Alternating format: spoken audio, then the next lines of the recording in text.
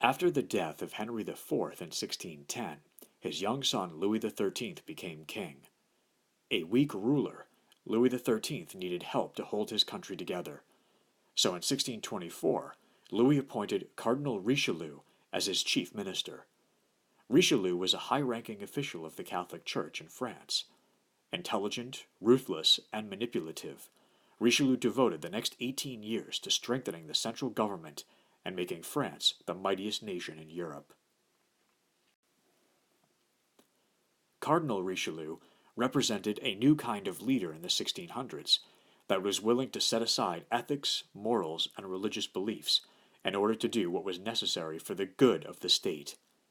These leaders were very much like the princes described by Machiavelli during the Renaissance. They became known as politiques because they did not let religion or morality interfere with their political goals.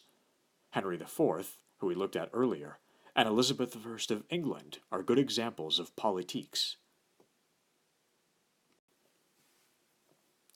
To increase the power of the French monarchy, Richelieu reduced the power of the Huguenots and the nobles, the two groups that most resisted royal authority. Although he allowed the Huguenots to continue to practice their religion, he smashed their walled cities and outlawed their armies. Likewise, he defeated the private armies of the nobles and destroyed their fortified castles. While reducing their independence, Richelieu also tied the nobles more closely to the king and bought their allegiance by giving them the highest positions at court and in the royal army. He also increased the power of government agents that came from the middle class. Richelieu was also concerned about France's foreign enemies, especially the Habsburg family that controlled lands all around France, from Spain to Germany. Although the Habsburgs were also Catholic, they were major political rivals of France. To weaken the Habsburgs, Richelieu supported Protestant rebels that were fighting against the Habsburgs in the 30 Years' War in Germany. The defeat of the Habsburgs in that war led to France becoming the dominant nation in Europe.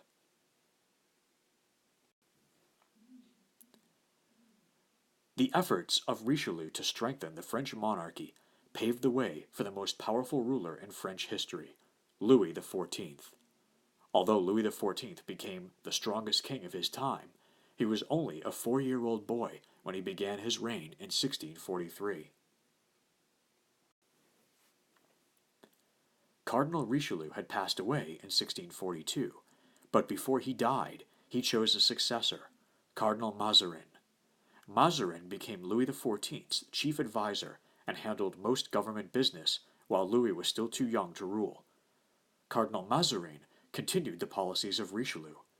He worked tirelessly to strengthen royal power, but faced growing opposition from both the nobility and the people of France, who were growing weary of high taxes and increasing royal authority. Hoping to take advantage of the young king, some nobles launched an uprising known as the Fronde. The nobles resented their loss of power under Richelieu. Many merchants and peasants, who resented the high taxes imposed by the government, joined the rebellion.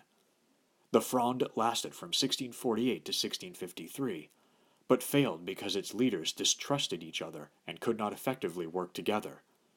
Mazarin was able to suppress the revolt and hold on to power.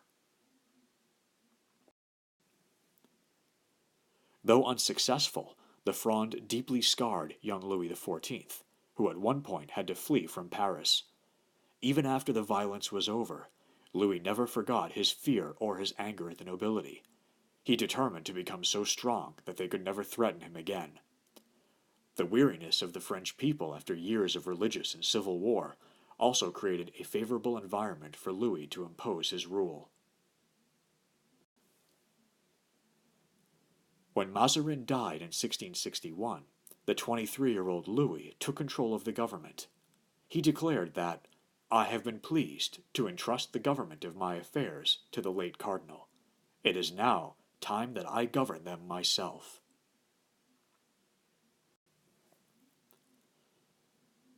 Louis XIV firmly believed in his divine right to rule absolutely.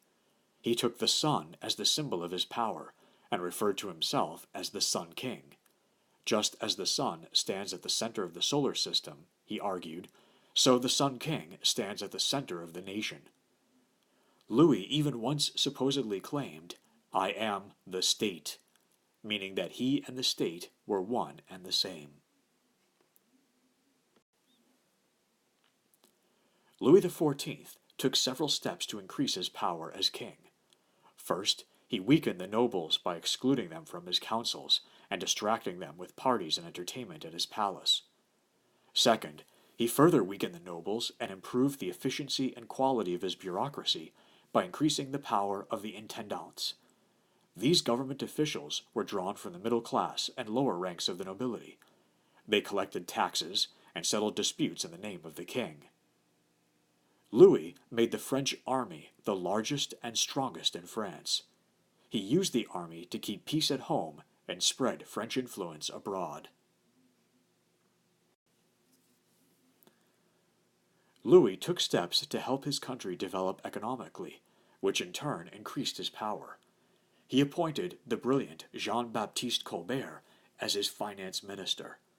Colbert followed an economic policy called mercantilism, which stressed that a country should be self-sufficient by producing all that it needs and exporting more goods than it imports. To achieve this, Colbert encouraged local industries, such as mining, silk, and lace, while placing high taxes on imports. He also built roads and canals to make internal trade easier. Because colonies could supply needed raw materials and serve as markets for finished goods, Colbert promoted French exploration and colonization of India, Africa, and North America. Colbert's policies brought prosperity to France, but Louis eventually squandered this wealth through lavish spending on his court and numerous wars.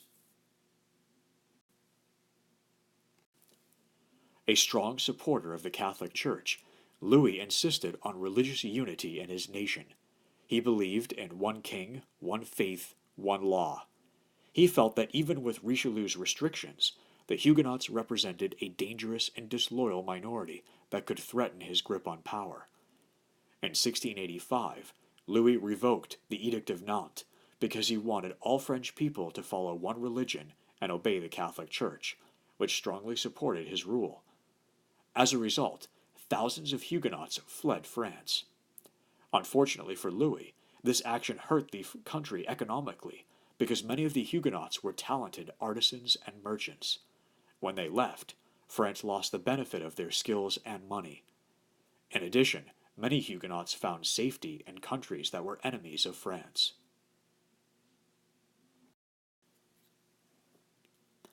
Under Louis, France had many great artistic and intellectual achievements. In the 1660s, Louis established the French Academy of Arts and the French Academy of Sciences. The Academy of Arts created works of painting, sculpture, architecture, music, and drama.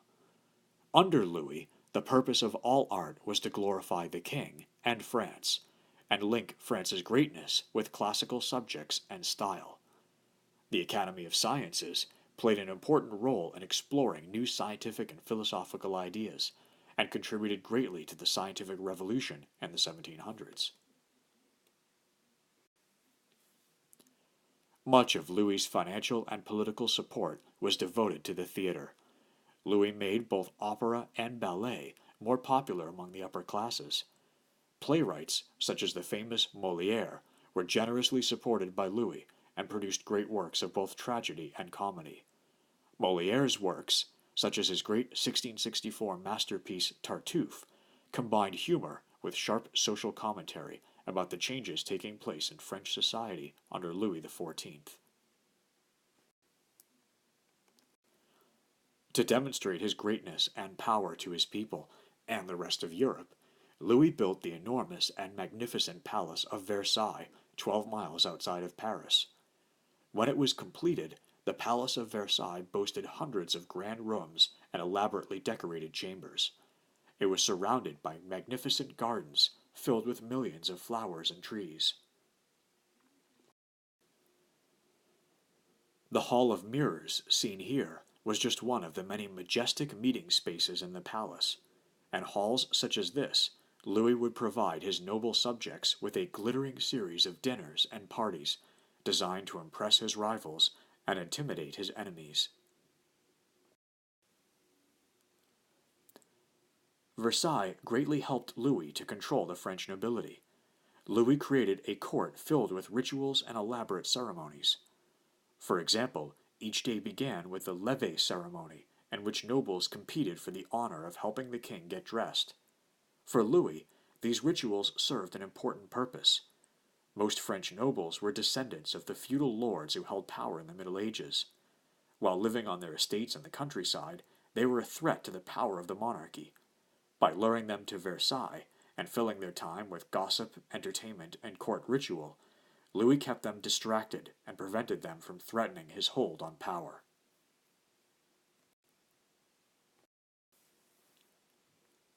To enhance his own personal power and glory, and add to France's territory, Louis launched a series of wars in the late 1600s.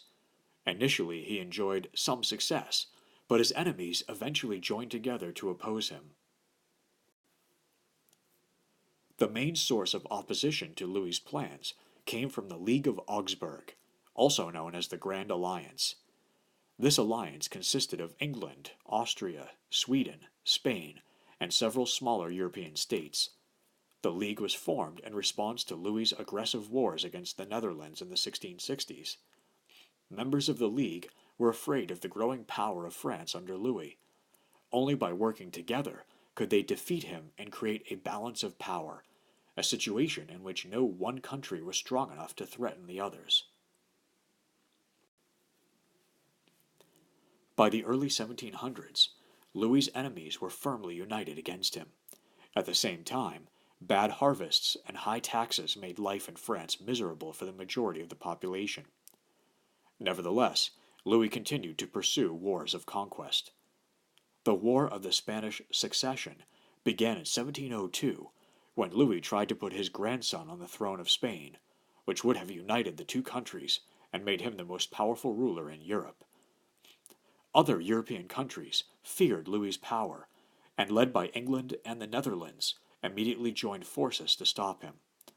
The long and bloody war ended with the Peace of Utrecht in 1713. As a result of the war, Louis's grandson became king of Spain, but the two countries could not join together. Britain was the major winner.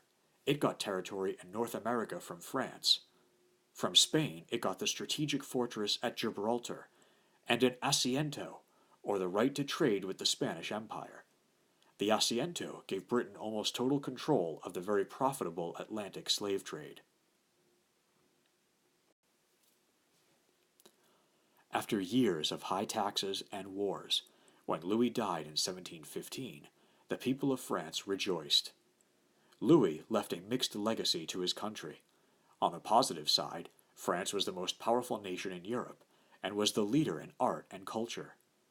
On the negative side, Louis's many wars and massive spending by the government had plunged France into a staggering amount of debt, as can be seen in the chart to the right. To pay for his wars and his lavish court, Louis placed enormous taxes on the people of France, which led to resentment and hurt the economy. The nobles resented how Louis had treated them and were determined to regain their power and influence. So for all its accomplishments, Louis's reign set the stage for the French Revolution and the overthrow in 1789 of the monarchy he had worked so hard to build.